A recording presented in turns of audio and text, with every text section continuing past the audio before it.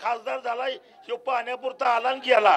काय करूया? चावऱ्यातली जुन्या चावऱ्यातली माणसं नव्या चावऱ्यात गेली 40 वर्षे जागा मागते, त्याने जागा दिलेला नाही. महायुतीच्या आमदार खासदार येत नाहीत का? महायुतीचे नेते कोण येत नाहीत. कोण खासदार आता 5 वर्षांना आता मत मागाय पुरता झाला गेला निवडून, आता काय येत नाही. तुम्ही काळजी उठणार कधी तुम्ही? काय बंद झाल्याशिवाय उठा.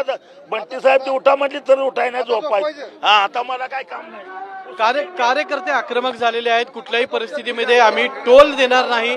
जोपर्यंत रस्ते व्यवस्थित होत नाहीत, खड्डेमुक्त होत नाहीत, तोपर्यंत अशाच पद्धतीचं आंदोलन सुरू राहणार असा इशारा सर्वसामान्य शेतकऱ्यांनी सुद्धा केलेला आहे. कॅमेरामॅन सचिन सावंत सोबत मी रणजित माजगावकर, साम टीव्ही, कोल्हापूर. आणि आपण पाहतोय कोल्हापुरातनं ही थेट दृश्य आपल्या समोर येतात. कोल्हापुरात पुन्हा एकदा टोल आंदोलन पेटल्याचं पाहायला मिळत आहे. खड्ड्यातील प्रवासासाठी टोल का द्यायचा असा संतप्त सवाल काँग्रेसनं उपस्थित केलाय. काँग्रेसचे हे कार्यकर्ते आहेत जे सध्या आंदोलन करतायत. काँग्रेसच्या कार्यकर्त्यांनी हे आंदोलन केल्याचं इथं पाहायला मिळत आहे. ठिय्या दिलेला आहे टोल नाक्याच्या पुढे, त्यांनी ठिय्या दिलेला आहे आणि हे आंदोलन सोडणार नसल्याचं त्यांनी म्हटलेलं आहे.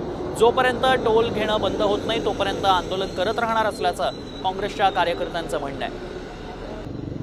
टोल वसुली विरोधात काँग्रेस रस्त्यावर उतरल्याचं पाहायला मिळतंय. आक्रमक झालेले आहेत कोल्हापूरकर आणि त्यांचं टोल आंदोलन हे तसं नवं नाही. याआधी कोल्हापुरी जनतेनं टोल आंदोलन केल्याचं पाहायला मिळालं होतं आणि आता काँग्रेस रस्त्यावर उतरल्याचं पाहायला मिळतंय. टोल वसुली विरोधात काँग्रेसनं ठिय्या आंदोलन केल्याचं पाहायला मिळतंय.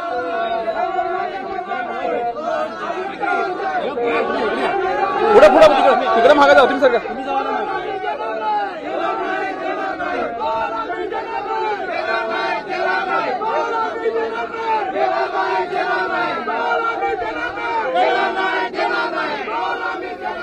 टोल विरोधात काँग्रेसचे कार्यकर्ते सध्या आक्रमक झालेत आणि काँग्रेस रस्त्यावर उतरल्याचं पाहायला मिळत आहे. खड्ड्यातील प्रवासासाठी टोल का द्यायचा असा सवाल काँग्रेसनं उपस्थित केला.